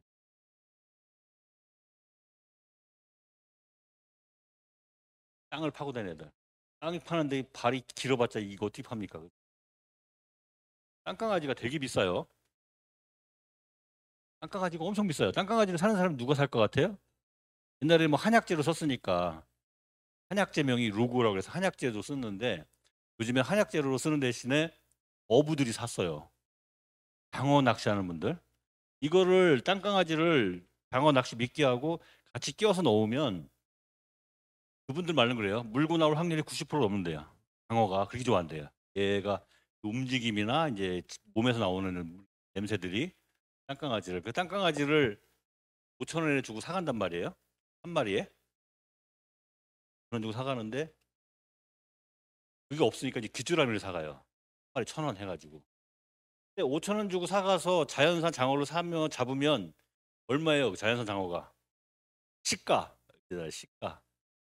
그러니까 충분히 어부들이 배 타고 가기 전에 장어 민물장어 잡으러 가기 전에 이걸 한 100마리씩 사가면 50만 원을 쓰고 이제 갖고 들어가서 띄워서 이제 몇십만 원짜리 계속 건져 올리는 거죠. 그래서 충분히 썼다. 땅강아지를 열심히 키워서 부자가 되려고 했던 노력도 많이 했어요. 땅강아지를 키우면 돈이 되겠다. 5천 원씩 4천 원에만 팔아도 복숭아보다 낫겠다 생각을 한 거죠. 이거 낫겠다 이거. 그리고 뭐 땅강아지 여기저기 보이니까 땅강아지를 못 키워요 사람이. 땅강아지를 참외밭에다가 하우스에다 풀어놓으면 바글바글 하긴 해요. 그거를 잡아서 이제 수거해서 팔면 되는데 땅강아지를 키우면 반드시 천적이 나타나서 땅강아지를 죽인단 말이에요. 심었다 하면 천적이 나타나요. 그 천적이 뭘 것 같아요? 다 막아놨어. 사방을 다 막아놨어요. 아무도 못 들어오게. 쥐도 못 들어오고 뭐 아무 사람만 들어가게끔 딱 울타리 쳐놓고 땅강아지를 딱 집어놨어요. 천적이 반드시 생겨요. 두더지도 못 들어오겠어요 아예. 써놨어요. 두더지 출입 금지라고 써놨어요.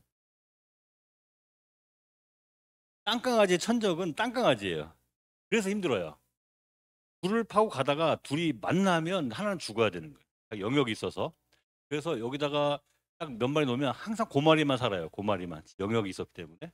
그거를 극복하려고 막 옥수수 넣고 막 했는데 안 돼요. 이게 애들이 만나면 안 되기 때문에 하나 방을 만들어주지 않으면 쉽지 않다. 그래서 저게 이제 대량 생산이 안 돼요. 네, 자기 바운더리 있는 거죠. 호랑이가 한 마리 바운더리가 몇십만 평이라네? 몇백만 평이라잖아요? 한 마리가 자기 영역이. 얘는 요만큼인데도 워낙 이제 부딪힐 수 있기 때문에 땅 파고 가다가 이렇게. 예전에 경기도 광주에서 시금치 하시는 분이 민원이 들어왔어요. 뭐, 아니, 뭐 때문에 그러십니까 했더니 시금치 밭이 쑥대밭이 됐대요. 땅강아지가 다 잘라 먹고 있다는 거예요. 시금치 사진을 봤더니 형편없어요. 시금치를 수확을 못 하겠어.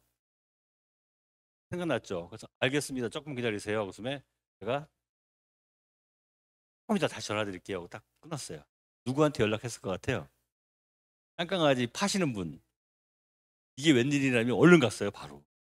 그래서 아마 수백 마리 벌지 않았을까? 수백만 원? 다 긁고 왔어요. 다. 전화했어요. 다 긁으셨습니까? 네, 긁었대요. 그러면 이제 약재는 못 치고 이렇게 해서 이제 방제를 지도를 했죠. 어차피 갈아 엎어야 되는데. 그래서 우리 경기도 곤충산업연구회가 있는데 그 회장님이 그 전화 끊고 바로 가가지고 수거해서 장어 낚시 미끼로 팔지 않았을까. 그렇게 하고 이제 그 벌레를 죽이는 약을 처방. 그런 데는데 한번 해보고는 싶은데. 그다음에 이거는 되게 어려운 다리예요. 이거는 물에서 막 헤엄치고 다니는 애들, 물방개 그런 애들. 그래서 자기들이 어떤 생활 환경에 따라서 이렇게 다양한 다리를 갖고 있어요. 아주 조금만 갖고 온 얘예요, 이게. 나비 두 마리가 앉아 있습니다. 이게 김은공 나비죠. 사각나비. 요거는 무슨 나비예요? 모르시죠? 많이 봤는데 많이 봤을 거예요. 진짜 많이 보여요.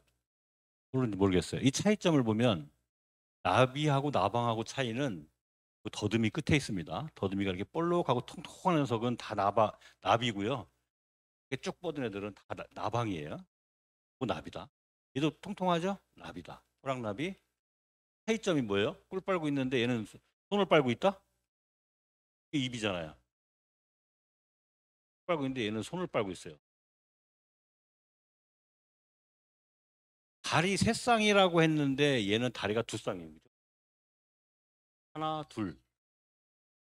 얘들은 이렇게 얇은 다리 대신에 두꺼운 다리 두 개로 버티겠다 해서 다리 한 쌍을 떼어낸 애들입니다. 이름이 네발나비예요. 네발나비예요. 이렇게 다리가 필요 없으면 이 다리도 하나 떼어낼 수 있는 애들이 곤충입니다. 파리 잡아보세요. 파리를 여러분 100마리, 1000마리 다 잡아서 날개를 펴보세요. 날개가 딱 한 쌍이에요. 이 앞날개, 뒷날개가 있는 게 아니라 파리는 뒷날개를 떼어버렸어요. 지 스스로. 날개 두 개 갖고 막 왔다 갔다 하는 겁니다. 굳이 필요 없다 우리는. 그래서 날개 하나만 갖고 있어요. 그래서 날개를 띈 녀석도 있고 다리를 띈 녀석도 있고. 이거 벌입니다. 사회성의 대표주자죠. 벌과 개미. 무슨 벌이에요? 꿀벌. 꿀벌이에요. 암컷이에요? 수컷이에요? 암컷이에요. 이 뭐 꿀 따라다니는 애들은 다 암컷이에요. 펄들은 거의 벌통에서 안 나오죠. 결론적으로 말씀드리면 아주 팔자가 아주 사나운 암컷입니다. 팔자가 이렇게 사나울 수가 없어요. 어릴 적에 로얄 젤리만 먹고 컸어도 여왕이 돼서 떵떵거리고 사는데 로얄 젤리를 우리가 애기 나면 초유를 이렇게 먹이죠. 초유 먹이고 그 초유를 먹이고 이제 이유식을 먹이는데 이렇게 되고 그 초유를 계속 먹이면 로얄 젤리를 계속 먹이면 여왕벌이 되는 거예요. 알을 하루에 뭐 1000개를 낳다. 여왕벌이 낳다 그러면 그래서 7개, 8개, 한 10개 정도를 딱 잡아요. 그래서 딱 표시를 해놔요. 여왕을 이제 선발하기 위한 작업이죠. 그래서 딱 표시해놓고 얘한테는 로얄 젤리를 먹이다가 다른 이유식을 안 먹이고 끝까지 로얄 젤리만 먹여요. 끝까지 로얄 젤리만 먹이면 몸집이 엄청 커집니다. 그래서 우리가 벌집을 보면 옆에서 보면 이렇게 엠보싱처럼 볼록볼록해서 번데기가 되잖아요. 근데 여왕벌들은 이렇게 올라와 있어요. 이렇게 올라와 있는 게 여왕벌 번데기들이. 그게 봉분이 막 생긴다고요. 그러면 계속 지켜보고 있어요. 청소하고 애지중지하면서 물고 닦고 쓸고 하면서 다 키웠어요. 봉우리가 7개 올라왔어요. 컸어요 이제. 이거만 뚫고 나오면 이제 여왕벌이 나오는 거예요. 어디든지 1등이 있잖아요. 그죠? 제일 먼저 나오는 얘가 첫 번째가 제일 먼저 탁 나와서 날개를 딱 폈어요. 치면서 여왕. 나머지는 다 죽이는 거예요. 여왕은 한 마리만 필요하니까. 똑같이 키우고 똑같은 노력을 했는데 얘가 제일 세력이 좋아서 제일 잘 컸다. 넌 여왕감이다. 해주고 나머지는 싹 죽이는 겁니다. 그리고 이제 수펄들은 이제 집 밖에 안 나오고 여기서 여왕벌 옆에 옆방에서 계속 먹는 거 공짜로 먹으면 조종하고 얼굴 막 속에서 막 여왕벌 만날 시간만 기다리고 있는 거죠. 교미하려고. 오로지 그걸 위해서 태어난 거예요. 그러다가 여왕벌이 막 2만 개인가 뭐 그거를 알을 다 난 다음에 이제 알이 필요하잖아요. 교미를 해야 하잖아요. 볼통 밖을 한번 나온다고요. 나오면 이제 수펄방 문이 열리는 거예요. 그러면 여왕이 막 하늘로 올라가나? 수펄들이 막 따라 올라가요. 나비들이 교미할 때 암컷이 이렇게 앉아 있는데 수컷이 왔어요. 그러면 딱 보고 마음에 드네 이렇게 몇 번 얘기 주고받고 딱 교미하는 거 봤습니까? 딱 도망가죠. 그러면 이상하게 뭐 스토커 마냥 쓴 놈이 계속 따라가잖아요. 그죠? 따라가는 게 암컷은 수컷을 체력 테스트를 하는 거예요. 얘가 진짜 내 난군으로 적격인가를 보는 거예요. 그래서 암컷이 할 수 있는 최대한 어렵게 막 만들어요. 가다가 떨어지기도 하고 막 그걸 끝까지 따라온 수컷은 인정해주고 교미를 하는 거예요. 네 체력 괜찮아. 여왕도 똑같이 합니다. 막 하다가 끝까지 따라온 꽁무니 쫓아온 그 수컷하고만 딱 교미를 해요. 체력을 인정해야겠다. 나머지는 낯짝이 있어야죠. 벼룩 낯짝이 있지. 죽어요. 못 들어가죠. 지가 어디 들어갑니까? 평생을 무전취식 했는데 나 교미도 못하고 왔어. 그러면 누가 살려줘요? 끝나죠. 다 끝나고 그만 딱 교미하고 곤충은 그게 있어요. 사람이 오장육부가 있는데 곤충은 여기에 보따리 하나가 또 있어요. 오장육부 중에 하나 보따리가 뭐냐 하면 한 번 교미를 하면 그 수컷의 모든 정자를 쭉 빨아들여요. 쭉 빨아들여서 우리는 하나만 딱 수정이 되잖아요. 걔는 그것도 아까워서 다 정자를 다 받아서 여기다 딱 저장을 해요. 교미 한 번만 하면 곤충은 그 정자를 다 쓸 때까지 계속 꺼내 쓸 수 있는 거예요. 그 정자를 저장하는 주머니가 따로 있다. 그래서 한 번 교미하고 여왕벌이 벌통으로 들어가서 혼자서 새끼를 계속 낳는 이유가 그겁니다.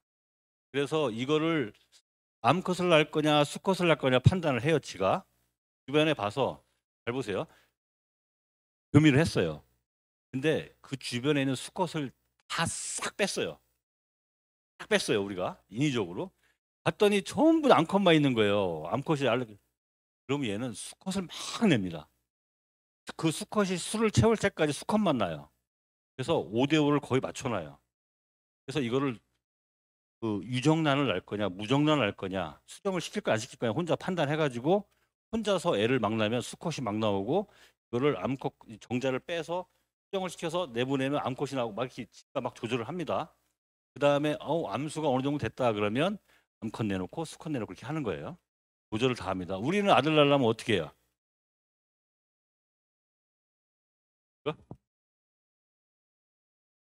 804에 뭐 이렇게 동전 붙이는 분도 있고 뭐 이렇게 제주도 가서 하루방 코를 잡아당기는 분도 있고 그런데 애들은 스스로 다 알아서 합니다. 그래서 주머니에 정자를 갖고 있는 찰 수 있는 주머니가 따로 있다. 그래서 교미 즉시 그 얘만 남기고 다 죽여도 얘가 똑같이 다시 만들 수 있어요.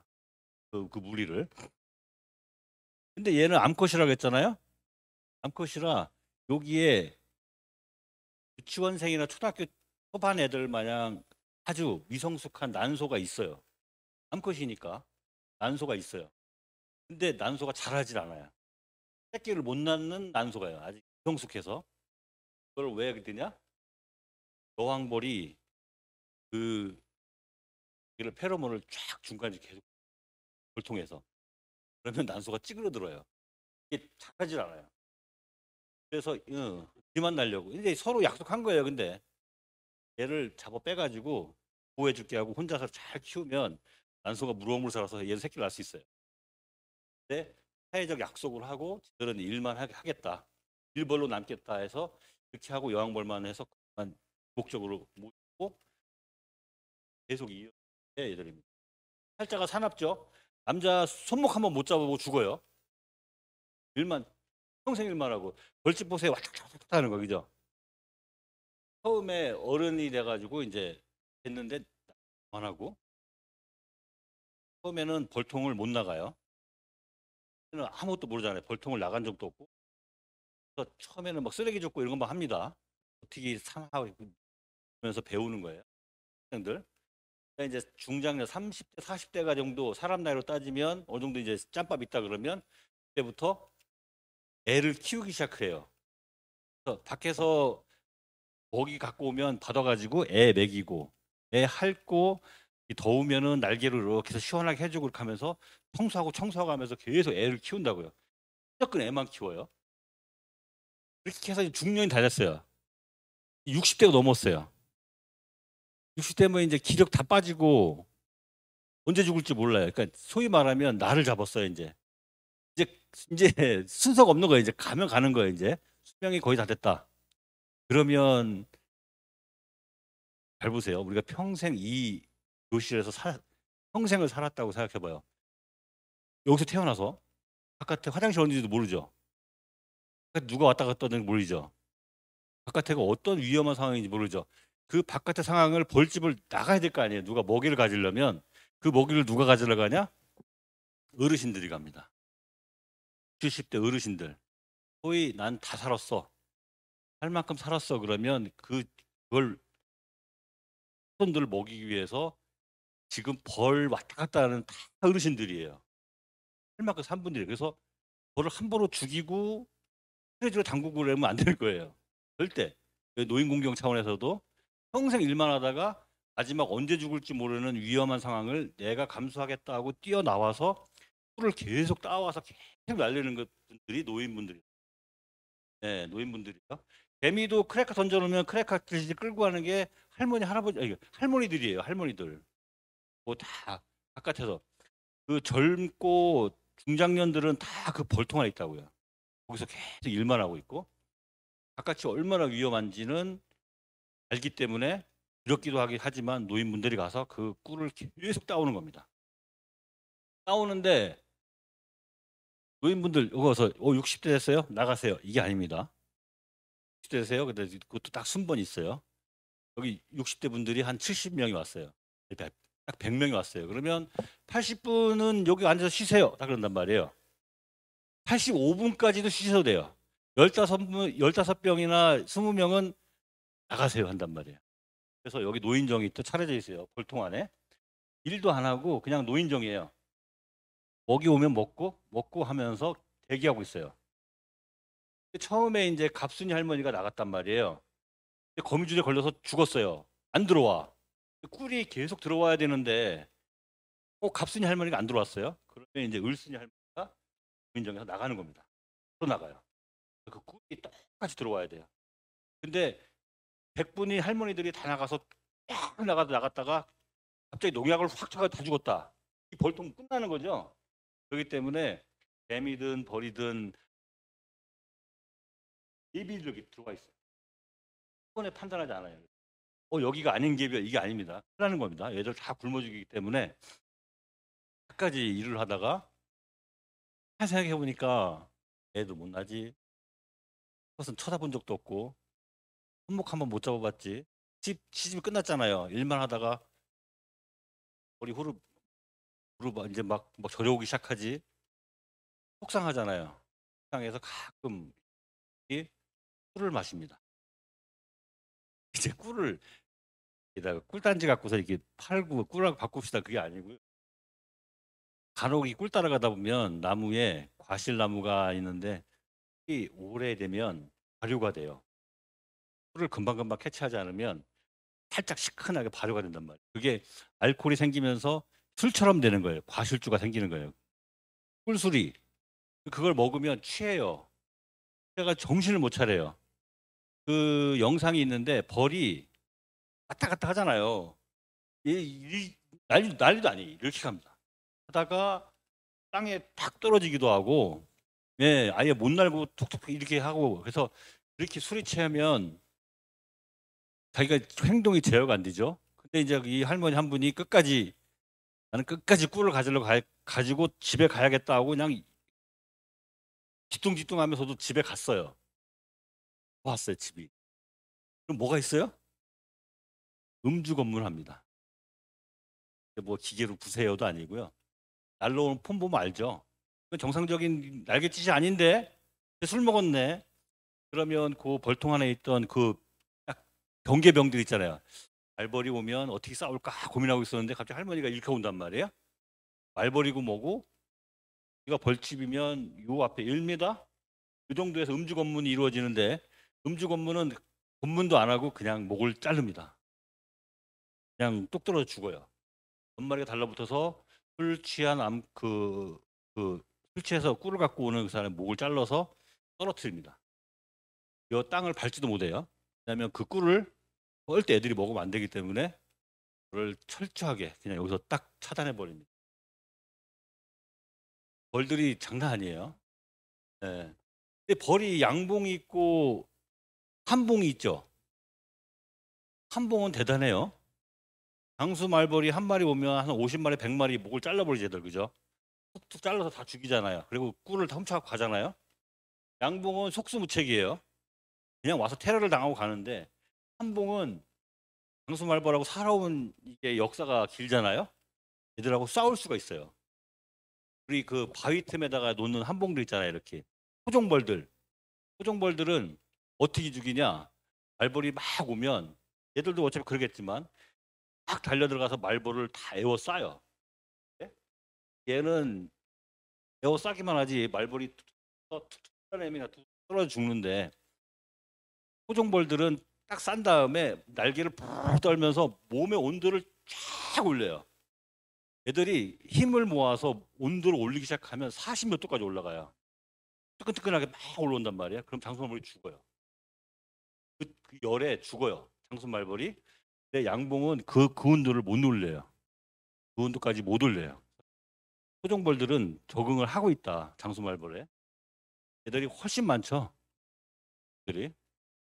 그냥 그 참고로 알고 계시고 노병은 죽지 않는다. 그거를 보면 알 수 있습니다. 끝까지 희생하고 조직을 위해서 희생하는 분들이 있다. 잠자리예요. 물잠자리예요. 구매하고 있는 것 같죠? 서커스 하는 거 아니잖아요. 일부러 하트 만들려고 하는 거 아니잖아요. 구매하고 있는 거예요. 물잠자리. 어느 게 수컷 같아요? 요거? 색이 있어 여기?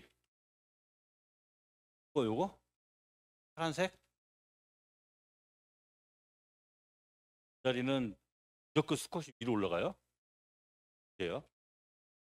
암컷한테 잘 보이려고 이렇게 색깔 이쁘게 뺐어요. 어디든 잘 뛰려고 반짝하게. 근데 암컷이 여기서 교미를 하고 있네요.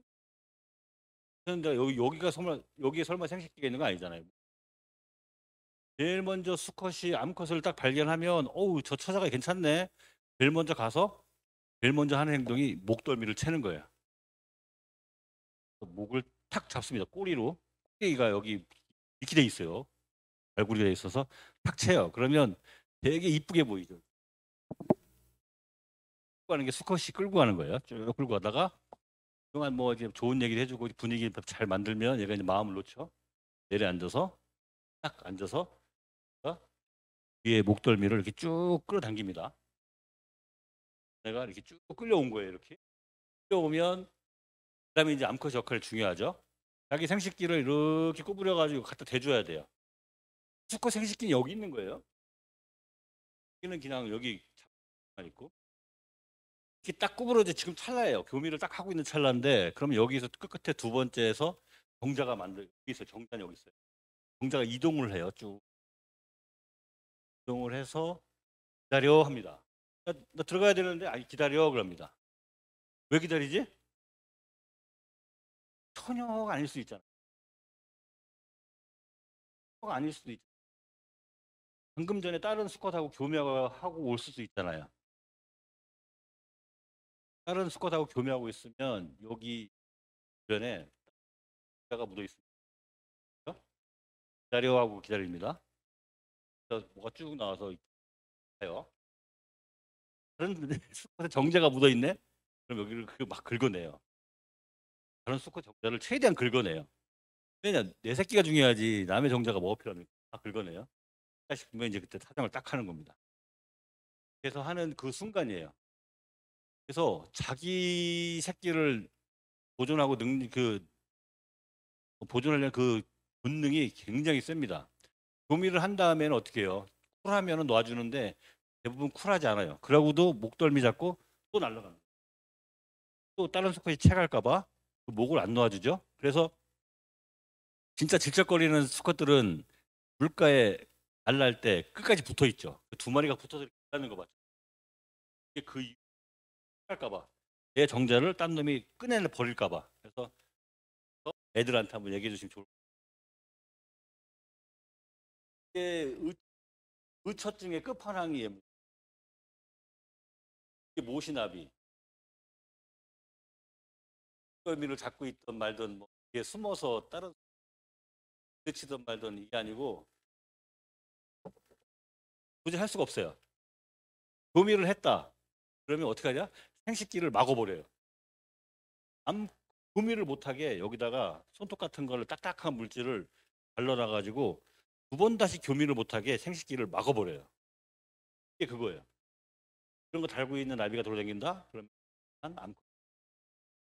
근데 그랬잖아요. 여기 주머니에 나는 꽉 차 있다고. 혼자 새끼 계속 나는 거예요. 그거도. 얘랑 진짜 마음에 들어서 교미하고 싶다 그러면 다른 수컷이 와서 이걸 떼어내야 되는데 이게 되겠습니까? 이게 잘 안 떨어지죠.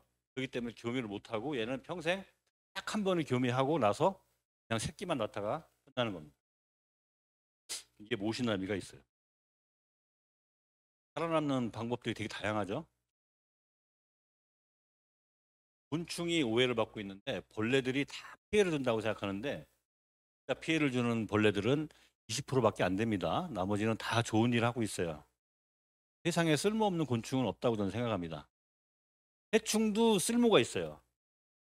해충으로 먹고 사는 사람들이 있습니다. 우리가 복숭아 농사 짓듯이 해충만 키워서 물건으로 파는 분들이 있어요. 진딧물 1000마리를 보내주세요. 전화하면 진딧물 1000마리를 목욕 잘 시켜가지고 데리고 옵니다. 데리고 와요. 그러면 고맙습니다. 그럼 그 밑에 거래 명세서가 딱 깔려 있습니다. 마리당 얼마 해가지고. 바퀴벌레도 다 돈으로 사는 사람도 있어요. 연구하려면 계속 그 파는 사람이 있다. 이게 티벳으로 보이는데 사람의 관점에서 뭐 하시는 것 같아요? 유목 하는데 뭘 이렇게 막 찾고 있는 거예요? 그러니까 동충하초 찾고 있는 거예요. 동충하초. 요동충하초. 요거 꾸랑지 나온 거 보고 이제 버섯을 찾는 건데 이게 되게 비싸기 때문에 약효도 좋고 비싸기 때문에 요걸 찾으러 다 다니는 겁니다. 근데 이분들은 엉덩이가 찢어져 있대요. 터져 있는 경우도 있대요. 화장실 갈 시간도 없고 앉으면 끝. 옷을 누가 전시해놨는데 얘가 여기 거의 뒤가 얘가 개방돼 있는 옷도 있어요. 그걸 따야지만 얘를 학교 보내고 해야 되기 때문에 이걸 목숨 걸고 따는데 야 이분들한테 이거는 목숨줄이죠. 생명줄이고 달리면서 그걸 찾고 있는데 이게 나방이에요. 나방에 애벌레가 버섯균이 만나가지고 버섯이 핀 거예요. 맞추잖아요 그게. 이게 우리나라에서 왔다 갔다 거리면 생각이 바로 들어갑니다. 해충이에요. 해충인데 이 애벌레가 이 해충과 익충은 이해관계에 따라서 달릴 수 있고 교차할 수 있다라는 걸 말씀. 인간의 이론곤충 그렇게 많은데 별이 7개 칠성부당벌레였어요. 현적으로 쓰고 있죠. 요거는 벌. 우리가 먹는 식량의 70%를 수정을 해서 먹는 게 70%예요. 벌들이 그 중에 가장 대표적인 애들이고 요거는 장수풍뎅이. 그걸로 돈 버시는 분들 있죠. 산업곤충 하시는 분들. 요거는 나비. 나비 축제할 때 쓰는 그런 축제용으로 쓰이기도 하고 요거는 동충하초. 약으로 쓰이기도 하고 얘는 뭐예요? 동해등에 음식물 쓰레기 처리반. 홍닭을 한 마리 공룡 고기를 튀겨가지고 얘한테 던져놓으면 뼈만 발라요. 싹 받아 먹습니다. 얘는 김치, 깍두기 이런 거 짠 거 이런 거를 음식물을 줘도 다 먹어서 퇴비로 만들어 버려요. 얘들은 그 염분을 다 배출하기 때문에. 그리고 이렇게 파리처럼 나옵니다. 식물 정화하는 그런 자연 정화에서 퇴비를 만들어 버리는 그런 용도 있고, 요거는 반딧불이에요. 반짝반짝. 1급수에만 산다는 애들. 우리 동네 방금 반딧불이 보였네. 그럼 여기는 1급수가 맞는 거예요. 이게 쉬리가 발견되면 1급수. 그죠? 반딧불이가 발견되면 그물은 1급수. 딱 정해놓은 거예요. 그렇게 환경을 대표하는 곤충. 반딧불 많이 보셨죠? 반짝반짝반짝 하잖아요. 왔다 갔다. 그게 수컷들이에요. 암컷은 날개도 없어요. 그냥 풀잎에 앉아서 반짝반짝만 하고 있습니다. 다 왔다 갔다 하는 건 다 수컷들이에요. 암컷은 어떤 녀석이 가장 강한 불빛을 내나 그것만 보고 있어요. 이렇게 고르고 있는 거예요. 딱 오면은 교미를 해가지고 새끼를 낳는. 암컷은 그냥 민둥민둥 날개도 없어요. 그 풀가에 앉아 있고 애들이 다 이렇게 발광하고 다니는 겁니다.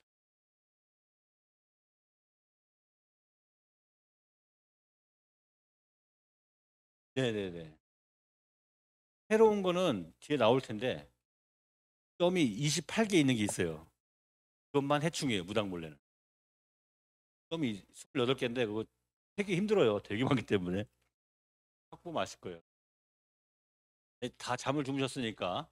이 밭에 벌레가 들어오거나 병이 생겼으면 처음에는 이거를 못 들어오게 방충망을 친다든지 그런 식으로 하는 게 이제 물리적 방제가 되겠고, 애들이 싫어하는 작목을 아예 바꿔버린다든지 다른 작물을 심어서 애들 못 오게 한다든지 그런 경종적 방제가 있겠고, 친환경 자재나 유기농업 자재를 써서 천적 이런 걸 써서 하는 생물적 방제 있고, 우리는 보통 이걸 이제 화학적 방제를 많이 쓰죠. 농약을 좀 체계적으로 해서 화학적 방제.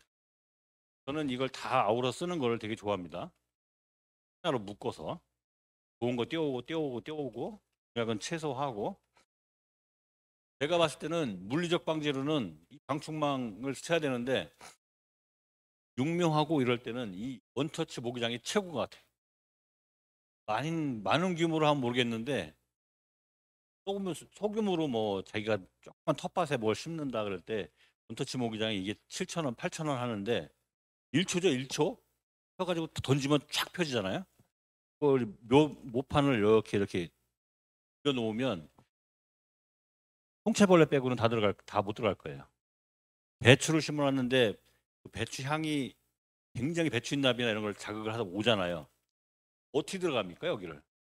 굉장히 싸고 벌레를 잘 막고 초기에 육묘를 잘 해놓으면 애들이 튼튼하게 크면 그다음부터는 얘가 견뎌내기 때문에 처음에 탄탄하게 키우고 싶을 때 여기도 약 충분히 들어가죠.